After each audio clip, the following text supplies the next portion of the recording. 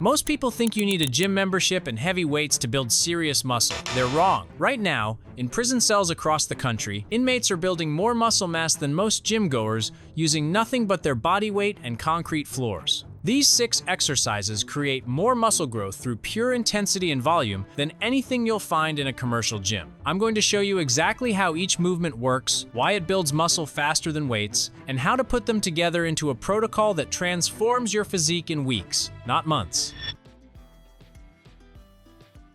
The prison burpee isn't your typical fitness class movement. This version demands complete muscle recruitment from start to finish. Start standing, drop into a squat position, kick back into a plank, perform a full push-up with your chest touching the ground, jump your feet back to squat position, then explode upward into a jump with your hands overhead. The key difference is the controlled descent and explosive ascent. Most people rush through burpees, but prisoners know that the muscle-building magic happens when you control every phase. Lower yourself slowly into that push-up position, pause for a full second with your chest on the ground, then drive up explosively. This creates maximum time under tension while recruiting your chest, shoulders, triceps, core, glutes, and legs simultaneously. Here's where most people mess up. They bounce off the ground during the push-up phase, eliminating the muscle-building stimulus. They rush the squat portion, missing the quad and glute activation. They land heavy from the jump, wasting energy instead of absorbing it smoothly. Each rep should feel like you're fighting gravity on the way down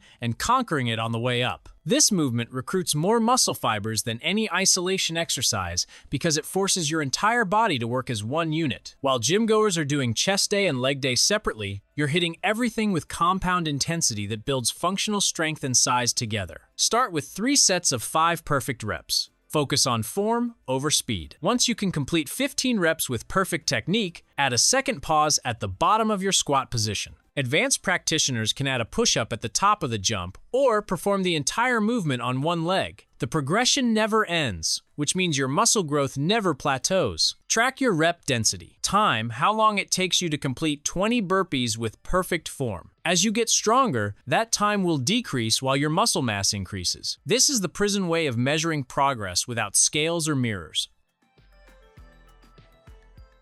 Position your hands directly under your chest, with your thumbs and index fingers forming a diamond shape. Your body forms a straight line from head to heels, core engaged, glutes tight. This hand position shifts the emphasis from your chest to your triceps, while still hammering your shoulders and core. Diamond push-ups beat the bench press for muscle development because they force stabilization throughout the entire movement. When you're lying on a bench, the bench does the stabilizing work for you. With diamond push-ups, your core, shoulders, and stabilizing muscles work overtime to maintain perfect alignment, while your triceps and chest handle the primary load. Lower yourself until your chest nearly touches your hands, feeling the stretch in your triceps and chest. Drive up explosively, but maintain control throughout the entire range of motion. Your elbows should track close to your body, not flare out wide like regular push-ups. This keeps maximum tension on your triceps while protecting your shoulder joints. If you can't perform a full diamond push-up yet, start on your knees or elevate your hands on a sturdy surface.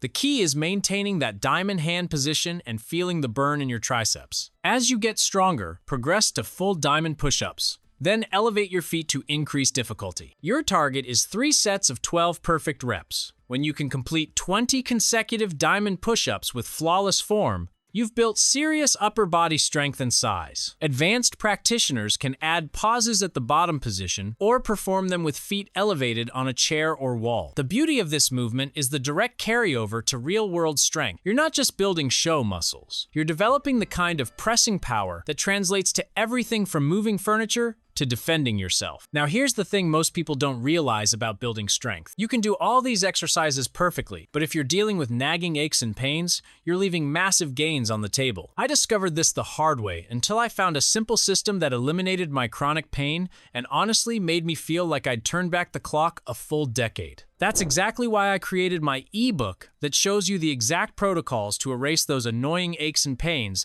that are robbing you of your best years. If you're serious about feeling 10 years younger while building real strength, grab your copy right now. Trust me, it's the missing piece nobody talks about. Speaking of building strength that actually matters, let's move into one of the most underrated shoulder builders that exists: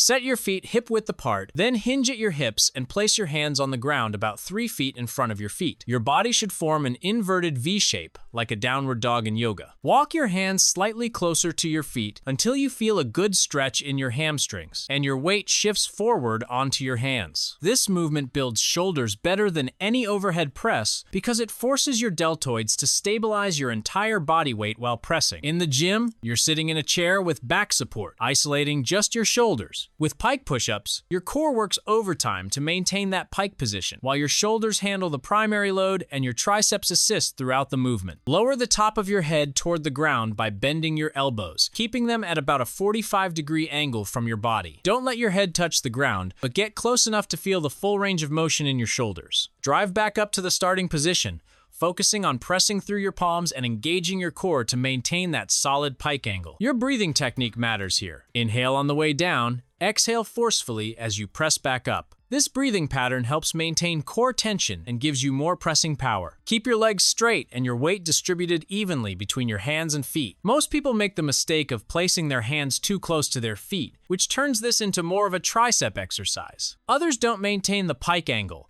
letting their hips sag and reducing shoulder activation. The sweet spot is when you feel the burn primarily in your shoulders, with secondary activation in your triceps and core. Start with 3 sets of 8 reps, focusing on perfect form over quantity. When you can complete 15 consecutive pike push-ups, start walking your hands closer to your feet to increase the difficulty. Advanced practitioners can elevate their feet on a chair or progress toward full handstand push-ups against a wall.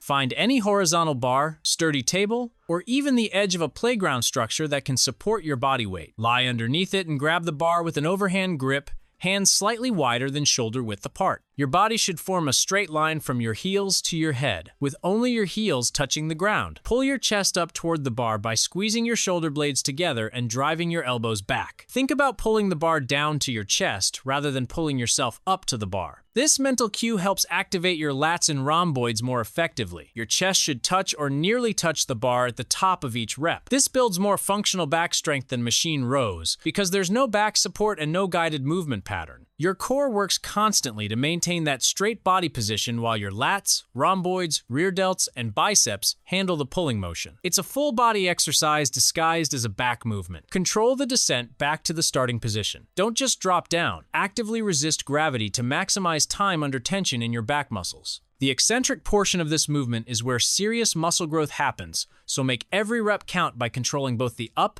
and down phases.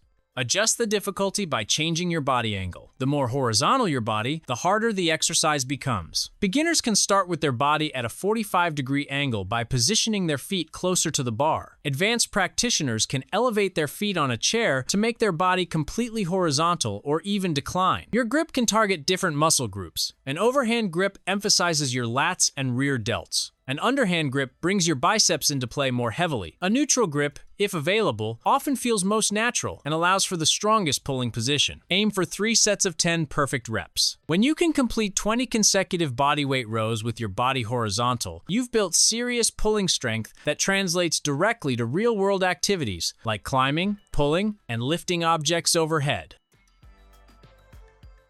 Stand with your feet shoulder-width apart, toes pointed slightly outward. Lower into a squat by pushing your hips back and bending your knees, keeping your chest up and your weight distributed evenly across your feet. Descend until your thighs are parallel to the ground or as low as your mobility allows. The explosive upward movement is where the magic happens for muscle fiber recruitment. Drive through your heels and explode upward, jumping as high as possible while extending your arms overhead for momentum and balance. This explosive component recruits fast-twitch muscle fibers that traditional squats often miss. Land softly on the balls of your feet, immediately absorbing the impact by sinking back into the squat position. This absorption phase is crucial for protecting your joints and maintaining the continuous tension that builds muscle. Don't pause between reps. Flow directly from landing into the next squat and jump sequence. This movement builds more functional leg strength than the leg press because it demands balance, coordination, and explosive power while working through a full range of motion. The leg press isolates your quads and glutes, but eliminates the stabilizing work that builds real-world strength and athleticism. Focus on quality over quantity, especially when fatigue sets in.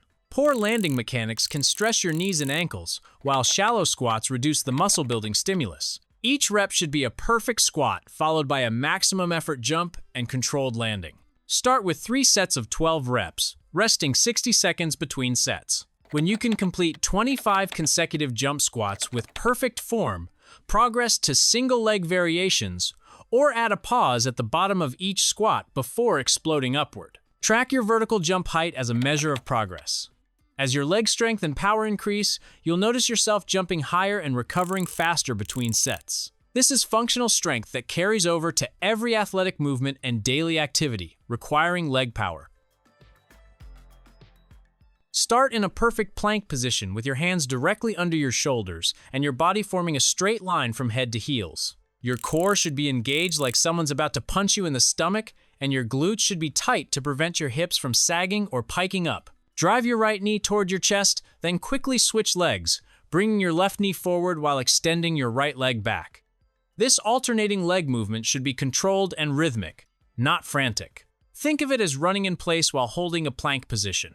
The key is maintaining that rock-solid plank throughout the entire movement. Most people let their hips bounce up and down or allow their shoulders to drift forward, which kills the core activation and turns this into a sloppy cardio movement instead of a muscle-building exercise. This builds more core strength than crunches or sit-ups because it forces your abs to stabilize against the dynamic movement of your legs while supporting your body weight. Crunches isolate your abs in a limited range of motion, but mountain climbers demand full body integration and anti-extension strength that translates to real-world core power. Your breathing pattern should be steady and controlled. Don't hold your breath, which causes your form to break down quickly. Instead, maintain a consistent breathing rhythm that matches your leg movement, exhaling slightly with each knee drive. Start with 3 sets of 20 total reps, counting each knee drive as 1 rep. Focus on maintaining perfect plank position rather than speed. When you can complete 60 reps with flawless form, increase the tempo or add variations, like cross-body mountain climbers, where you drive each knee toward the opposite elbow. Combine all 6 exercises into a circuit that you perform 3 times per week with at least 1 day of rest between sessions. Complete 1 set of each exercise before moving to the next, resting only 30 seconds between movements. This circuit approach maximizes muscle recruitment while building cardiovascular capacity. Your weekly progression follows a simple pattern. Week 1, focus purely on form and completing the circuit 3 times. Week 2, add 5 reps to each exercise. Week 3, reduce rest periods to 15 seconds between exercises. Week 4, add a 4th round to each circuit session. Recovery indicators tell you when to increase difficulty. If you can complete the entire circuit without significant fatigue, it's time to progress. If you're still breathing hard 2 minutes after finishing, you're at the right intensity level.